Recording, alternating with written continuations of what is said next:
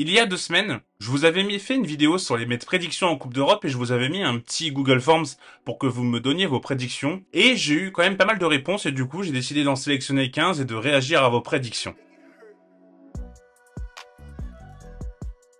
Bonjour à tous, j'espère que vous allez bien. Écoutez, moi tout va pour le mieux, je suis très heureux de vous retrouver pour cette vidéo. Retour de vacances, donc pas mal de repos, ça a fait vraiment beaucoup de bien et pressé de vous ressortir pas mal de vidéos, j'ai vraiment beaucoup d'idées en tête. En tout cas, si cette vidéo là vous plaît, n'hésitez pas à liker, n'hésitez pas surtout à vous abonner. Il se peut que j'apparaisse dans votre fil d'actualité mais que vous ne soyez pas abonné et que vous ne vous rendiez pas compte parce que j'ai énormément de gens qui ont regardé les vidéos et qui ne sont pas abonnés, donc voilà, c'est fortement possible. Donc voilà, ça prend juste 2 secondes et ça apporte énormément pour le développement de la chaîne, merci à ceux qui le feront. Et c'est parti, on va donc passer tout de suite à la première prédiction. La première prédiction nous vient de Croque-Mou et il nous dit que ni l'OM ni l'Ajax ne se qualifieront pour les phases finales d'Europa, place qui sera pour l'AEK et Brighton. Et je trouve ça vraiment assez osé, mais en vérité, pourquoi pas, vu tout ce qui s'est passé. L'Ajax, ça va vraiment pas, hein. Le club est vraiment au bord de l'implosion. Il y a eu pour ceux qui n'ont pas vu, hein, il y a eu notamment les supporters de Ajax qui ont jeté des fumigènes lors du match contre Feyenoord, donc quelques jours après le match contre l'OM. L'OM, ça ne va pas forcément bien non plus. Bon là, ils ont pris Gattuso. J'ai pas encore vu le match contre Monaco, je vais me le faire en replay là dans la journée parce que j'étais en vacances comme je vous ai dit, donc j'ai loupé quelques matchs quand même. Donc j'ai pas vu ce match. Mais concernant ça, ouais, effectivement, c'est une possibilité. Je pense que Brighton va s'en sortir de cette poule, même si voilà, il n'y a pas l'expérience de l'Europa League, ce qui est quelque chose quand même à prendre. Et je pense que l'expérience est vraiment un critère assez prépondérant dans une réussite en Coupe d'Europe. Même s'ils ont perdu, c'est vrai, contre l'AEK Athènes et que c'était assez surprenant. Je pense que Brighton va se qualifier. Après l'AEK, même si, comme je viens de l'expliquer juste avant, ils ont fait un très bon résultat contre les Anglais, ça me semble quand même assez surprenant de dire que l'AEK va se qualifier, mais c'est une possibilité. Je trouve que c'est une prédiction qui est assez osée, qui me plaît beaucoup. Merci Croque-Mou du coup pour cette prédiction. Moi, si je dois être tout à fait honnête, j'ai plutôt un bon sentiment sur l'OM. Je sais pas pourquoi. Je trouve qu'ils ont quand même des armes. Je sais pas ce que vaut Gattuso pour être tout à fait honnête. J'avais bossé un petit peu le sujet quand il y avait des rumeurs qui l'amenaient plutôt du côté de l'OL. Pour pouvoir ressortir une vidéo sur Gattuso. Bon, finalement, je l'ai sorti avec Grosso parce que c'est Grosso qui est arrivé. Mais Gattuso, on a toujours l'impression qu'il est dans des contextes assez compliqués et c'est assez difficile de le juger. Et on a un peu un a priori sur le fait que Gattuso, ça ne marche pas du tout. Alors qu'au final, quand on bosse un peu plus ce sujet en profondeur, on se rend compte que le Napoli de Spalletti, s'il a réussi, c'est grâce un peu au travail en amont de Gattuso. Valence, c'est très compliqué de réussir à Valence avec le contexte qui est vraiment plus que particulier. Donc, je sais pas trop quoi penser de Gattuso à l'OM. Donc on verra comment ça va se passer, mais j'ai quand même un bon sentiment. L'Ajax, ça me semble quand même assez compliqué de réussir là-bas, malgré voilà des joueurs qui sont arrivés assez intéressants comme Nico Tadze, comme Borna Sosa, mais il y a quand même eu de gros départs qui ont, pour moi, pas été très bien palliés. Et c'est pourquoi j'ai du mal à me dire que l'Ajax va se qualifier. Mais ouais, Brighton et l'AEK, en tout cas, c'est vraiment une prédiction qui me plaît beaucoup. Brighton, j'y crois. L'AEK, j'ai quand même un peu plus de doutes, même si ils sont capables de le faire. Pour tout ce que j'ai évoqué. On verra ce que l'avenir dira, est-ce que Croque-Mou aura raison ou pas, mais en tout cas j'aime bien cette prise de risque. Pour le deuxième, on va partir sur la prédiction de Zorg. Si c'est une référence à Toy Story, sache que j'aime beaucoup. Et sa prédiction, c'est que Wai va marquer au moins 3 buts en Ligue des Champions. Wai qui a ouvert son compteur but contre Strasbourg, un super but d'ailleurs, c'est cool. Moi, Wai, c'est un joueur que j'adore. Si vous êtes abonné à la chaîne depuis quelques mois maintenant, je pense que vous le savez parce que j'en parle quand même assez souvent. 3 buts en Ligue des Champions, ça me semble assez compliqué parce que est-ce que Lens va réussir à marquer beaucoup de buts dans cette Ligue des Champions déjà? C'est pas forcément évident. Alors ils affrontent des équipes comme le PSV et Séville qui ne sont pas forcément réputés pour être les plus solides défensivement. Peter Bosz au PSV, on sait qu'il aime aller de l'avant et ce n'est pas forcément dans ses armes d'être un entraîneur qui est très axé défensif. Donc c'est vrai qu'il peut y avoir des brèches et ça peut permettre à Wai de marquer. Contre Séville, à l'aller, on a vu que cette équipe de Séville, voilà, s'il n'y avait pas eu tout le vice de Sergio Ramos, peut-être que Wai aurait réussi à marquer, ouvrir son compteur but en Ligue des Champions. Je suis pas forcément sûr, parce que 3 buts en phase de poule, quand on a une équipe comme Lens, sans manquer de respect à Lens, hein, mais ça reste une très belle perf. Et si Wai arrive à marquer ses 3 buts, ça va déjà monter sa cote. Ça voudra dire que Lens a quand même réussi plutôt à faire un beau parcours. Pourquoi pas, je dis pas que c'est impossible, par rapport à ce que je vous ai dit, au fait que le PSV et le Séville sont des équipes qui ont des brèches défensives.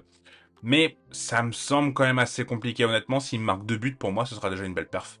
Mais en tout cas, voilà, Zorg, je trouve que cette prédiction, elle avait plutôt le mérite d'être mis en avant, et je trouve qu'elle est assez osée, et qu'elle est pas déconnante pour le coup. Je pense que c'est une possibilité tout de même. Pour la troisième prédiction, on va partir sous celle d'Hector. Et Hector nous a dit une prédiction qui me semble assez surprenante. Il nous a dit que Lamine Yamal sera le meilleur buteur du Barça en Ligue des Champions. Et ça me semble quand même assez compliqué pour le coup. Là, je vais être un peu plus... je vais me positionner un peu plus sur celle-ci parce que avec un Robert Lewandowski quand même en devant, même si Robert Lewandowski, on sait qu'à partir des quarts de finale, il a peut-être cette tendance à moins marquer. Même si, bon, quand il gagne la Ligue des Champions avec le Bayern, voilà, il était quand même là. Lamine Yamal, c'est un joyau, hein, vraiment, voilà, j'ai pas peur de le dire. J'ai plutôt tendance à prendre des pincettes en général en ce qui concerne les jeunes, mais lui, on sent qu'il a quand même clairement quelque chose. Et c'est vrai que du côté du Barça, on n'a pas forcément des grands buteurs à part Lewandowski. Il y a aussi également l'arrivée de Joao Félix qui pour moi est capable de marquer quand même pas mal de buts. Donc c'est pour ça que j'ai beaucoup de mal à me dire que Lamine Yamal va être le meilleur buteur de la Ligue des Champions.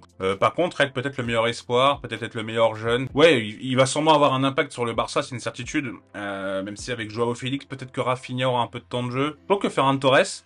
alors j'ai pas vu le dernier match, mais je trouve que Ferran Torres dans son début de saison était loin d'être mauvais. Donc on va voir le temps de jeu qu'aura Lamine Yamal, mais en tout cas ce qui est sûr c'est que son avenir s'avancera Dieu. Et voilà, meilleur buteur du Barça en Ligue des Champions. Franchement je serais surpris, même si voilà c'est une prise de risque et qu'on aime les prises de risque hein, sur cette chaîne. Mais ouais, je suis pas forcément convaincu par ça. On va partir du côté de l'Eni 19 qui nous a dit qu'il pensait que Ugarte finira dans l'équipe type de la saison de Ligue des Champions. Et ça c'est oui, franchement, c'est quelque chose qui me plaît, j'aime bien, j'adore Ugarte, c'est une très belle surprise. D'ailleurs il y a le copain Biardis qui a fait une belle vidéo sur Ugarte, je vous invite à la regarder, je vous la mettrai en description. Et c'est, ouais, j'aime beaucoup cette prédiction et je valide. Déjà dans son secteur, à part Rodri éventuellement, et je pense que si City va loin, il sera forcément dedans. Peut-être Declan Rice, même s'il peut y avoir deux milieux défensifs dans un 11 type, hein.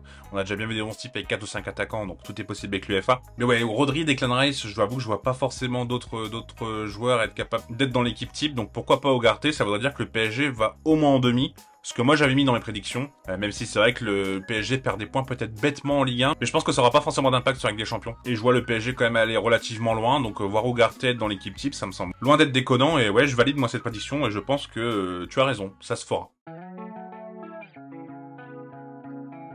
Pour la cinquième prédiction, on va partir du côté de Romain qui nous a dit que le LOSC sera vainqueur de la conférence Europa League. Alors Romain, si t'es supporter du LOSC, je suis pas étonné de cette prédiction du coup, mais ça me semble quand même compliqué. On sait que les clubs français en Europe, c'est quand même actuellement dans la conférence League, je pense qu'une équipe par exemple comme Aston Villa est quand même beaucoup mieux armée que le LOSC pour remporter cette compétition. Et on sait qu'après au-dessus, il y a des clubs qui finissent troisième de poule d'Europa qui vont être rétrogradés dans cette poule, dans cette conférence Europa League, pardon. Et c'est pourquoi j'imagine pas le LOSC gagner la conférence Europa League. Je pense qu'ils peuvent aller au moins en demi. Ça me semble faisable. Quand on voit que Marseille a fait demi il y a 2 ans et que l'année dernière Nice a perdu en quart, bon c'était pas forcément le meilleur Nice et ils ont perdu contre Bâle. Ouais, pour moi les demi-finales ça me semble assez facile pour le LOSC, on va dire, à atteindre. Par contre, d'ici à gagner la conférence Europa League, franchement j'ai beaucoup de mal à y croire. Donc celle-là, Romain, si tu y arrives, si t'as bon, franchement bravo, chapeau, t'auras été très avant-gardiste. Mais j'ai du mal à me dire que ça va être une possibilité. Pour la sixième, il y a Light qui nous dit que Toulouse finit second de sa poule. Et pourquoi pas, franchement, pourquoi pas. C'est pas forcément si déconnant de penser ça. Mais bon, c'est quand même une poule où il y a Liverpool qui fait quand même un bon début de saison, qui a perdu là contre Tottenham. Bon, Tottenham, c'est quand même vraiment l'équipe en forme. Mais Liverpool, c'est plutôt une équipe qui fait un bon début de saison. Et après, il y a l'AS qui est l'Union Saint-Gilloise, où il faudra toujours se méfier de l'AS, car ils sont toujours capables de nous sortir des joueurs assez intéressants. Liverpool a eu un peu de mal, hein, où ils se sont réveillés enfin, ils ont réussi à marquer les 3 buts en fin de match, on va dire. Mais ouais, là en plus, Toulouse a fait quand même un bon résultat contre l'Union Saint-Gilloise. J'avoue que j'ai été assez surpris de les voir tenir en échec, donc c'est une très belle chose. Donc peut-être que Toulouse est capable de faire cet exploit, on va dire, dirons-nous. Je pense qu'on pourrait qualifier ça d'exploit en réalité. J'avoue que moi je vois plutôt l'Union Saint-Gilloise, hein, qui avait quand même été loin l'année dernière en Europa League, ils avaient été en quart de finale, et Liverpool forcément, par son statut et par sa qualité d'effectif, être devant, mais peut-être pourquoi pas Toulouse. Après Toulouse, peut-être que la meilleure chose pour eux c'est de finir 3ème et d'être regardé en conférence Europa League et c'est d'avoir une carte à jouer. Ça pourrait éventuellement être quelque chose. Donc à voir, mais en tout cas j'aime bien cette prise de risque également Light. C'est bien joué, c'est une prédiction qui se respecte. On va partir du côté de Z-Tox pour la 7ème prédiction et il nous dit que Odegaard fera un double-double. 5 buts, 5 passes décisives. Alors, double-double, normalement c'est 10 et 10, mais bon, vu que c'est la Ligue des Champions, je peux comprendre pourquoi t'as dit double-double. Et effectivement, tu nous dis derrière un décisif difficile, mais pourquoi pas. Ouais, effectivement, difficile. Pareil, il faudrait qu'Arsenal aille quand même relativement loin en Ligue des Champions, ce qu'une possibilité. Je pense que dans leur pool, ils vont finir premier assez facilement, surtout quand on les voit gagner 4-0 contre le PSV. Mais Odegaard, je pense qu'on l'attend pas forcément être décisif offensivement. On l'attend plus être dans l'avant-dernière passe, dans sa possibilité à faire des passes clés, dans sa possibilité à trouver des espaces et voilà, être vraiment ce maestro, on va dire, au milieu de terrain. Mais le voir marquer 5 buts et faire 5 passes décisives, honnêtement, sachant qu'il tire pas les pénaltys non plus, c'est quand même quelque chose d'assez important. 5 passes décisives, c'est possible, pour le coup. J'y vois pas forcément de frein à cette stat. Mais les 5 buts, j'avoue avoir du mal à y croire. Même si Odegaard est capable de marquer, hein, il a une belle frappe de balle, il a une belle finition plutôt pour un milieu. C'est une possibilité, je dis pas que c'est impossible, mais moi j'ai du mal à y croire. Donc pour conclure cette prédiction, Z-Tox, pourquoi pas, mais j'ai du mal à y croire. On va partir maintenant du côté de Cheshire, ou Cheshire, mais j'ai envie de dire Cheshire, j'ai envie de la faire à l'anglaise. Et tu nous as dit que Kane va faire gagner la Ligue des Champions au Bayern. Moi j'ai envie de dire pourquoi pas. J'avais dit que ce serait City pour moi le gagnant de la Ligue des Champions, hein, qui ferait un back-to-back. Par contre si je dois citer un favori après City, c'est vrai que j'aurais tendance à mettre le Bayern. Qui fait pas forcément le pire début de saison, mais qui fait pas forcément un début de saison incroyable, j'ai envie de dire. J'ai pas vu le match contre Leipzig là, je vais le regarder aussi tout à l'heure. J'ai pas forcément vu ce qui se passait du côté du Bayern sur les 2 derniers matchs, même s'ils ont étrié Bochum, il me semble, de mémoire que c'était Bochum. Et par contre, ce qui est sûr, c'est qu'effectivement, si le Bayern gagne avec du champion, ce sera en grande partie grâce à Kane, ça je suis totalement d'accord. Même si Kane, du côté du Bayern, alors, si vous regardez purement en statistique, effectivement, il est là, il est présent, même s'il a marqué pas mal de buts lors du succès contre Bochum. Mais Kane, c'est pas un Lewandowski, et je trouve que pour l'instant, des fois, par moment, il marche un peu sur les autres joueurs. Où il redescend vraiment beaucoup. Par exemple, je prends en exemple le match contre Leverkusen, où effectivement il marque un but, hein, il est là sur le corner, où Granit Xhaka le laisse peut-être un peu trop seul pour qu'il puisse marquer. Mais Kane, c'est un attaquant qui redescend quand même pas mal, et le Bayern n'a pas forcément cette habitude, parce qu'ils ont quand même eu pendant des années Lewandowski, qui participait au jeu, certes, mais quand même à un degré moindre par rapport à Harry Kane, qui a plutôt un profil à la Benzema, dirons-nous, et c'est pourquoi, pour moi, Harry Kane aurait été parfait au Real. Pas que c'est une mauvaise idée pour le Bayern, hein, loin de là. Je trouve qu'on a du mal à trouver les automatismes avec Harry Kane, de ce que j'ai vu en tout cas. Comme je vous ai dit, j'ai pas vu le match contre Leipzig, j'ai pas vu le match contre Bochum, mais même si contre Bochum, il a peut-être été très bon, il a marqué beaucoup de buts, sans manquer de respect à Bochum, ça reste quand même un adversaire moindre et il est plus facile de briller quand on est le Bayern, collectivement, quand on affronte Bochum que quand on affronte une équipe en Ligue des Champions. Mais cette équipe du Bayern, elle me semble quand même un peu perdue avec Harry Kane. Alors c'est vrai que les automatismes vont venir et je pense qu'à un moment ça va très très bien marcher. Mais je trouvais qu'il marchait pas mal, notamment sur le champ d'action, par exemple, d'un numéro 10 qui était derrière. Peut-être que ça va marcher, peut-être que ça va fonctionner. Alors, je dis pas que ça fonctionne pas actuellement. Mais c'est vrai que de ce que j'ai vu, on n'est pas sur le rouleau compresseur que peut être le Bayern durant plusieurs années. Et j'ai du mal à voir le Bayern gagner avec des champions cette année. Je pense qu'ils vont quand même assez aller loin. Ils peuvent aller dans le dernier carré sans souci. Mais en tout cas, dans ta prédiction, ce qui est sûr, c'est que si le Bayern gagne avec des champions, ce sera en grande partie grâce à Kane. On va passer maintenant à Winter92 qui nous a dit que Griezmann terminera meilleur passeur en Ligue des Champions. Alors moi j'avais dit Phil Foden dans mes prédictions, donc je vais pas changer et je vais garder Foden. Mais Griezmann c'est clairement une possibilité. Je prends plutôt bien l'Atlético de Madrid dans cette année, je trouve que ça joue plutôt bien. Je trouve que c'est une équipe qui a progressé dans le style offensivement, il y a vraiment quelque chose. Et c'est vrai que Griezmann en ce moment il est comme un poisson dans l'eau, franchement il est absolument énorme. Il a quand même 32 ans et on se rend pas compte du niveau qu'a Antoine Griezmann. Il joue quand même dans un rôle qui est assez offensif par rapport à ce qu'on peut voir en équipe de France. Pour ceux qui ne suivent pas forcément ce que fait l'Atlético de Madrid du côté de la Liga, c'est une équipe qui joue vraiment bien. C'est une équipe qui propose vraiment du jeu. Ce qui est assez surprenant venant de Diego Simeone, mais ça fait quand même plusieurs mois maintenant que c'est le cas. Et Griezmann est clairement capable d'être meilleur passeur de Ligue des Champions. Ça me semble pas déconnant, Winter92, de nous avoir dit ça en prédiction. Et ouais, j'ai envie de valider cette prédiction, même si moi j'ai dit Foden, donc je vais pas changer. Mais en tout cas, c'est clairement probable et c'est clairement plausible. Hugo nous dit qu'il pense que l'AS Roma va retourner en finale d'Europa League et la gagner. Ah ça pour le coup Hugo, on sait que Mourinho voilà, hein, il a cette capacité à faire transcender les équipes dans les coupes d'Europe, mais celle-là je vais quand même la botter en touche parce que l'AS Roma c'est quand même très compliqué en ce début de saison. Là ils se sont pris 4-1 contre le Genoa. Il y a des bons joueurs, hein, il y a vraiment des bons joueurs. Il y a Dybala, il y a Oussem Aouar, il y a pas mal de bons joueurs. Il y a Chris Kanté même si il y a des rumeurs qu'il envoie du côté de l'Arabie Saoudite. Mais ça me semble quand même assez compliqué de se dire que l'AS Roma va gagner l'Europa League cette saison. Après une saison c'est long, il se peut qu'il se relève. Et moi dans mes prédictions sur les championnats européens, je vous avais dit que Mourinho ne finira pas la saison. Donc je sens pas une belle saison de l'AS Roma malheureusement. Même s'il y a un joueur comme Lukaku qu'on aime bien tailler, qu'on aime bien critiquer, je pense qu'on peut le critiquer sur pas mal de choses. Je pense qu'on peut presque dire qu'il est surcoté. Moi en tout cas je trouve qu'il est très surcoté. Même si voilà, en Belgique avec la sélection il a fait des énormes choses, mais on pouvait quand même s'attendre à un numéro 9 qui est pour moi beaucoup plus haut, on va dire si on fait un classement des meilleurs 9. Et l'AS Roma, il est capable de marquer pas mal de buts, il en a déjà marqué 2 ou 3, il me semble, de mémoire. En fait, je trouve qu'il y a trop de concurrence cette année en Europa League pour dire que la Roma va aller en finale, donc ouais, je préfère dire que malheureusement, Hugo, j'ai du mal à te rejoindre là-dessus. Et là aussi, je vais avoir du mal à rejoindre la personne qui m'a donné cette prédiction, c'est Tche, qui m'a dit que Bruges va gagner la Conférence League avec Adam Noussa meilleur joueur. Ce serait bien hein, pour le championnat belge de voir une équipe belge qui est en train de progresser de plus en plus et qui nous montre vraiment de belles choses. Voir une Bruges gagner la Europa Conference League, mais quand même du mal à croire ça. Franchement, ça me semble assez utopiste d'imaginer Bruges gagner cette Conference League. Alors je dis pas que c'est vraiment genre c'est mort, c'est pas possible, mais pour moi, encore une fois avec Aston Villa qui est là, je vois pas ce qui pourrait bousculer Aston Villa. Et pareil, il y a encore, comme je disais, il y a des équipes qui sont capables de descendre d'Europa League et de pouvoir embêter en Conference League. Et ouais, Bruges, ça peut aller très loin par contre pour le coup. D'ailleurs, je suis en train de me rendre compte que tu m'as écrit Adam Noussa, mais c'est Antonio Noussa, il me semble. Bah, je confonds peut-être deux joueurs, mais pour moi c'est Antonio Noussa. Si c'est Adam Noussa, je le connais pas du tout, mais pour moi c'est Antonio Noussa. Peut-être que c'est une faute et c'est pas de souci, hein, ça arrive à tout le monde de faire des fautes, y compris à moi. Mais mais c'est Antonio Noussa, en tout cas, ouais, effectivement, c'est un super joueur qui est très bon, qui est un très bon prospect, pardon. J'ai pas forcément beaucoup vu, mais de ce que j'ai pu voir et de ce que j'ai pu lire sur, via pas mal de comptes Twitter qui font du très bon travail, effectivement, il a l'air d'être très intéressant. Mais ouais, donc Bruges gagne la Conference League, ouais, j'ai du mal à y croire.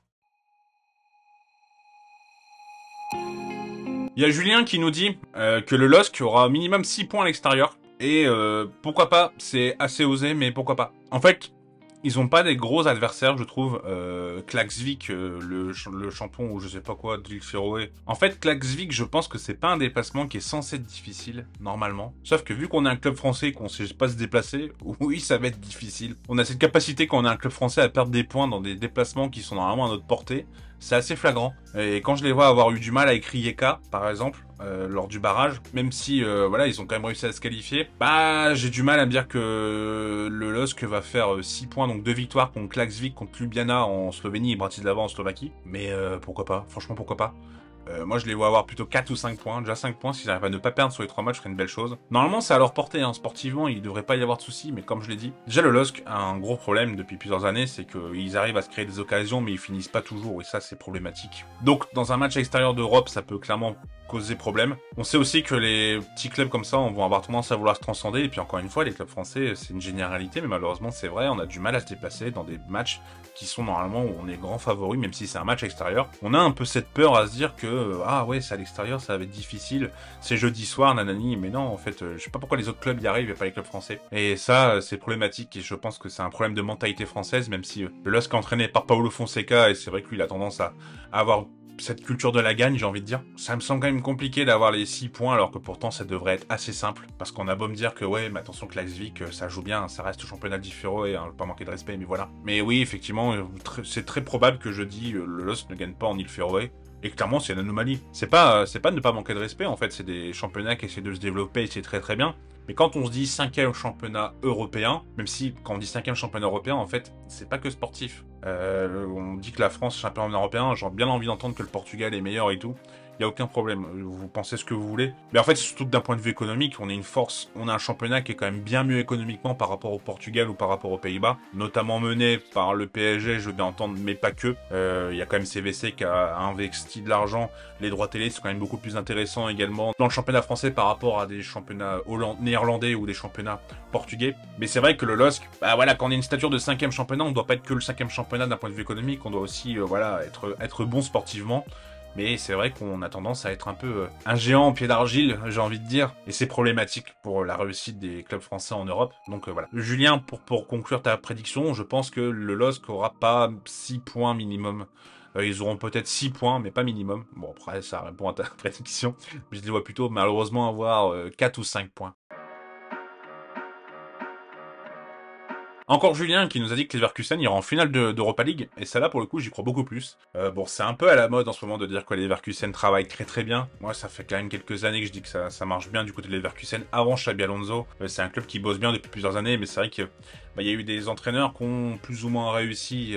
Par exemple Peter Bosz, ça a plutôt bien marché, mais ça a été assez compliqué. Il y a eu Gerardo Seoane qui a bien marché, mais après ça a été très très très compliqué. C'est pourquoi l'année dernière ils finissent que 6ème, c'est que ça allait vraiment mal. Xabi Alonso a réussi à remonter la pente, mais ils avaient beaucoup trop de retard pour essayer d'accrocher le wagon de la Ligue des Champions. Mais concernant les Leverkusen, ouais, je les vois bien aller loin, parce qu'ils ont une équipe pour moi qui me semble assez complète, avec un effectif qui est très intéressant. Là, l'arrivée de Victor Boniface est vraiment très très belle. Boniface fait vraiment beaucoup de bien, parce qu'en fait, il manquait un vrai buteur.